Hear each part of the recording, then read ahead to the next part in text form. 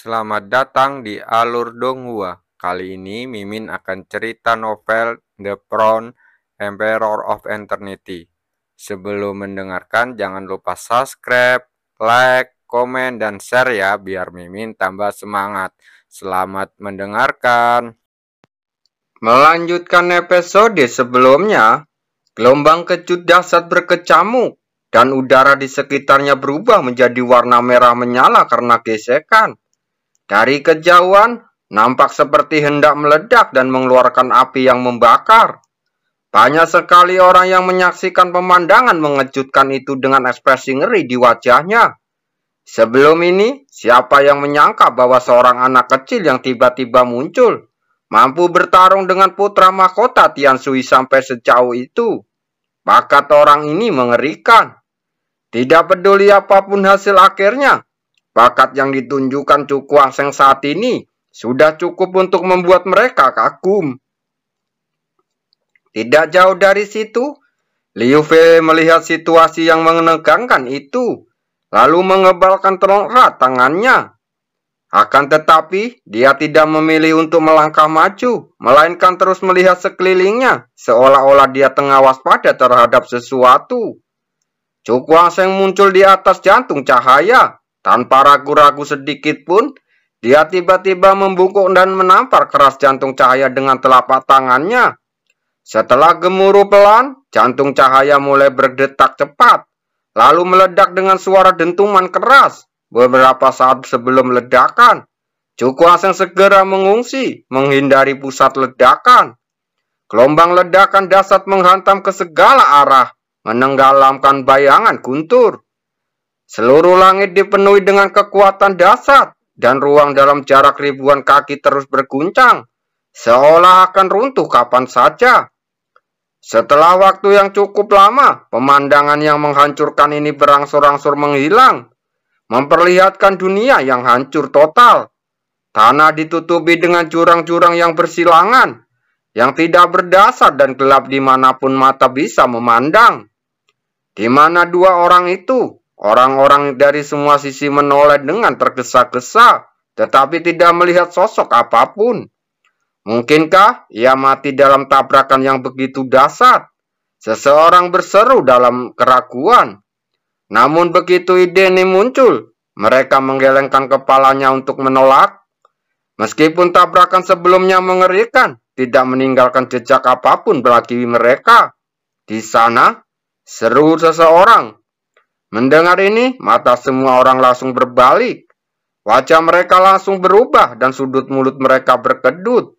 Pada saat ini, di sudut langit, dua sosok ganas saling bertabrakan, dan serangan dahsyat terus berkecamuk menuju dunia ini. Keduanya benar-benar kuat. Semua orang sangat terkejut. Setelah mengalami tabrakan mengerikan sebelumnya, keduanya masih penuh energi dan bertarung dengan sengit. Benturan dahsyat kembali terjadi, kedua pria itu saling memukul. Saat kemudian, tubuh mereka bergetar bersama dan mereka terlempar ke belakang dengan cepat.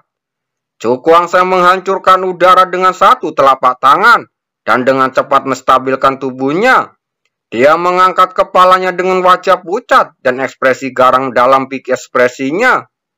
Dalam konfrontasi sebelumnya, kedua pria itu hampir berada di ambang hidup dan mati.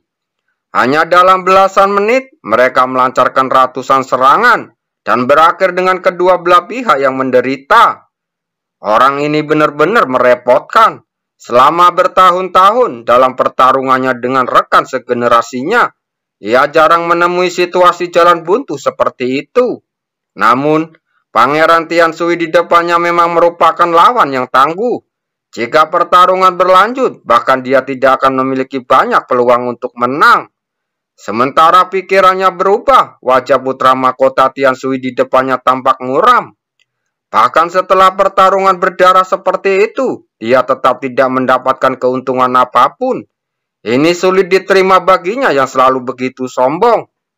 Pemenang pertarungan hari ini hanya aku, dan kau hanya bisa menjadi pecundang. Dia menatap Cu Kuangseng lalu berkata dengan ekspresi muram. Cu Kuangseng hanya tersenyum ringan, tetapi matanya tetap tajam. Saya tidak berani setuju dengan apa yang dikatakan Yang Mulia Putra Mahkota. Benarkah? Nanti saya akan membuat Anda mengerti seberapa besar kesenjangan di antara kita, kata Yun Hanyan dengan muram. Saat dia selesai berbicara, gemuruh guntur pelan bergema di angkasa, dan kilat yang dahsyat menyambar keluar dari tubuhnya. Mata Yun Hanyan tampak berubah menjadi perak cerah saat ini, dengan guntur melonjak di dalamnya seperti cairan. Pada saat yang sama, tekanan yang sangat mengerikan mulai menyebar ke seluruh dunia, menyebabkan banyak orang mengubah ekspresi mereka karena terkejut. Sungguh tekanan yang mengerikan. Seberapa hebat seni bela diri yang ditujukan oleh putra mahkota Tian Shui? Seseorang terkejut. Kekuatan ofensif semacam ini belum benar-benar terungkap. Tetapi aura yang dipancarkannya sudah melampaui kekuatan guntur menghancurkan gunung. Dalam situasi ini, sulit bagi mereka membayangkan betapa mengerikan seni bela diri yang akan ditampilkan Yun Hanyan selanjutnya. Seiring berjalannya waktu, ruang dalam radius 10.000 kaki dipenuhi dengan suara guntur, dan aura yang terpancar dari tubuh Yun Hanyan menjadi semakin menakutkan. Saat berikutnya, di tengah tatapan terkejut yang tak terhitung jumlahnya, segel di tangan Yun Hanyan berubah dan kilat terang meledak dalam sekejap.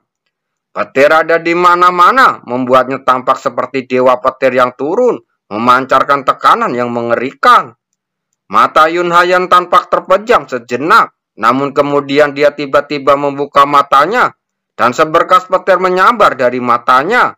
Pada saat yang sama, sebuah teriakan dalam terdengar di udara, bergemuruh ke segala arah. Segel kaisar petir, teriakan itu menyebar, dan kilat yang cemerlang menyambar dengan liar, terus berkumpul di sekelilingnya. Tatapan mata Yun Hanyan sangat tajam. Ia merentangkan kelima jarinya dan meraih petir di langit. Cahaya perak menyala dan guntur bergemuruh. Secara bertahap, segel petir yang berukuran 1000 kaki perlahan muncul darinya. Di atas segel petir, lengkungan petir yang menyilaukan melonjak, dan kekuatan dahsyat menyebar darinya, mengguncang dunia ke segala arah. Chu Guangsheng menyipitkan matanya. Dia dapat dengan jelas merasakan bahwa pada saat segel petir itu muncul, kekuatan dahsyat yang tak terlukiskan menyapu, menyebabkan bulu-bulu di sekitar tubuhnya berdiri tegak.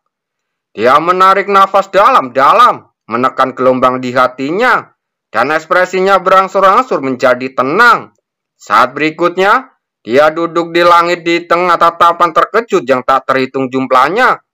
Chu Guangsheng perlahan-lahan menutup matanya, dan seluruh tenaganya dikembalikan ke dalam tubuhnya tanpa ada jejak sisa nafas pun. Apa yang akan dilakukan orang itu? Ketika semua orang melihat melakukan hal itu, mereka langsung memiliki keraguan di mata mereka. Mungkin pada titik ini, orang ini masih mempunyai kartu truf yang dapat menangkal segel kaisar guntur. Ketika mereka memikirkan hal ini, semua orang yang hadir merasa tidak percaya. Segel kaisar petir merupakan salah satu seni bela diri terkuat di dinasti Tian Shui. Selama bertahun-tahun, selain beberapa kaisar Tian Shui, hanya Yun Hanyan yang berhasil mempraktikkannya. Dari sini kita bisa melihat betapa rumitnya segel kaisar guntur itu. Chu Guangsheng memusatkan pikirannya dan membuang semua pikirannya yang mengganggu di dalam hatinya. Menempatkan dirinya dalam kondisi yang benar-benar kosong. Secara bertahap, seolah-olah nafas kuno keluar dari tubuhnya. Secara bertahap menyelimuti dunia ini. Ekspresi orang-orang yang hadir langsung berubah. Ini pertama kalinya mereka merasakan perubahan suasana kuno seperti itu. Pembunuh naga liar yang agung. Pada saat ini, suara rendah seakan terdengar di seluruh langit. Dan mata Chu Guangsheng yang tertutup rapat tiba-tiba terbuka. Saat dia membuka matanya, cahaya kuning kuno menyapu dunia. Langsung meningkatkan entitas aura kuno 10 kali lipat. Wajah Chu Guangsheng tampak serius. Dia perlahan mengulurkan tangannya dan menampar kekosongan di depannya. Saat telapak tangan jatuh, riak dahsyat menyebar ke segala arah dengan telapak tangan sebagai pusatnya. Beriak ke seluruh dunia. Suara dengungan kuno bergema di langit dan sinar cahaya kuning kuno melesat keluar darinya. dengan cepat berkumpul di kehampaan di hadapan mereka semua. Namun, dalam sekejap mata, sebuah tangan kuno yang besar segera muncul, dan kekuatannya yang mengerikan mengguncang angkasa, memancarkan fluktuasi nafas yang mendebarkan jantung. Yang berbeda dari sebelumnya adalah bahwa tangan pembunuh naga yang dipadatkan oleh Cukwang Seng kali ini memiliki cahaya yang sangat tertahan. Dan retakan kuno menyebar di bagian belakang telapak tangannya, tampaknya menguraikan beberapa pola misterius. Cukwang Seng menghembuskan napas pelan. Segel di tangannya berubah lagi dan berteriak dengan suara rendah. Kristalisasi. Tangan pembunuh naga itu bergetar, dan jari-jari berubah menjadi warna kristal satu persatu. Cahaya terang keluar dari mereka, menyilaukan mata semua orang. Saat semua orang yang hadir bereaksi, kelima jari tangan pembunuh naga telah berubah menjadi kristal. Dan gelombang dahsyat yang tak terlukiskan menyebar diam-diam dan menghilangkan tekanan mengerikan dari segel Kaisar Guntur. 5 jari telah mengkristal. Cukwang Seng menatap tangan raksasa kuno itu. Ekspresinya memancarkan keganasan. Saat kelima jari itu mengkristal, kekuatan yang terkandung dalam tangan pembunuh naga meningkat secara eksponensial. Dengan sedikit getaran, seolah-olah udara pun akan hancur, memancarkan kekuatan yang sangat mengerikan. Kekuatan semacam ini akan sulit dikendalikan jika aku belum menerobos ke ranah Yin Yang. Sebelum dia selesai berbicara, dia tiba-tiba mengangkat kepalanya. Tatapannya yang sangat tajam tertuju pada segel petir sepanjang 1000 kaki yang sedang jatuh. Segel Kaisar Guntur menekan ke bawah, dan tampaknya bahkan udara pun tak mampu menahan beban yang langsung meledak satu demi satu. Bukan hanya itu saja, busur petir pun melontarkan hujan badai dari sana, sehingga tanah di bawahnya hangus terbakar, dan langit serta bumi dipenuhi bau yang menyengat dan tidak sedap. Cukwang Seng menarik nafas dalam-dalam. Tatapan matanya tertuju pada segel petir sepanjang 1000 kaki. Ekspresinya menjadi sangat serius. Kali ini, biarkan dia melihat siapa yang lebih kuat. Tangan pembantai naga belantara agung atau segel Kaisar Guntur. Begitu dia memikirkan hal ini, tiba-tiba kekuatan yang sangat dahsyat meletus dari tubuhnya. Dia melangkah maju, mengarahkan telapak tangannya ke segel Guntur setinggi 1000 kaki, lalu menamparnya dengan keras. Begitu pohon palem itu jatuh, seluruh dunia tampak sunyi. Setelah itu, tangan raksasa kuno itu melesat ke atas dengan cepat mendekati segel Kaisar Guntur setinggi 1000 kaki. Sebelum kedua serangan itu bersentuhan, gelombang udara yang sangat dahsyat telah menghantam mereka, mengangkat lapisan tanah di bawahnya. Gelombang kejut yang terus menyebar, dan jurang-jurang terbentuk sepanjang dengan cepat hingga ke ujung pandangan. Jurang-jurang yang sudah ada meluas dengan cepat saat ini, dan tanah runtuh membentuk jurang tanpa dasar. Kekuatan penghancur yang mengerikan itu begitu menakutkan, bahkan pembangkit tenaga listrik di ranah Yin Yang pun merasa takut. Belum lagi sebagian orang yang hadir berada di ranah Zotian. Guncangan di hati mereka pun semakin kuat. Setelah beberapa tarikan napas, di tengah tatapan ngeri dari kerumunan, tangan raksasa kuno itu menghantam dengan marah, menghantam keras segel Guntur setinggi 1000 kaki itu. Dalam sekejap, seluruh dunia pun terguncang, dan riak-riak kekuatan yang terlibat bagaikan ledakan atom, menyebabkan lingkaran gelombang tumbuh berukuran ribuan kaki menyapu langit dengan ganas. Dalam waktu sesaat, segala sesuatu antara langit dan bumi tenggelam dalam gelombang udara. Tidak hanya itu, awan-awan putih di langit pun menghilang, hanya menyisakan gelombang udara mengerikan yang mengamuk dengan liar. Pemandangan yang sangat mengerikan seolah-olah kiamat telah tiba, bahkan langit dan bumi pun akan terkoyak. Gelombang kejut itu menyebar, dan kemanapun ia lewat, ia membawa kehancuran yang dahsyat. Apapun yang menghalangi jalannya, entah itu gunung atau hutan, semuanya hancur berkeping-keping dalam sekejap mata. Orang-orang dari semua pihak yang melarikan diri dalam kepanikan, ketika mereka melihat gelombang udara yang mengerikan menyapu langit. Kekuatan penghancur seperti itu sungguh menakjubkan. Jika ada orang di kota sini, siapa yang tahu berapa banyak orang yang akan terbunuh oleh gelombang kejut ini? Lihat, dua orang itu. Di tengah langit yang bergetar, terdengar teriakan kaget seseorang. Mendengar hal ini, orang-orang yang baru saja tergesa-gesa menghindari gelombang kejut yang mengerikan itu, segera mengalihkan pandangannya ke langit yang jauh.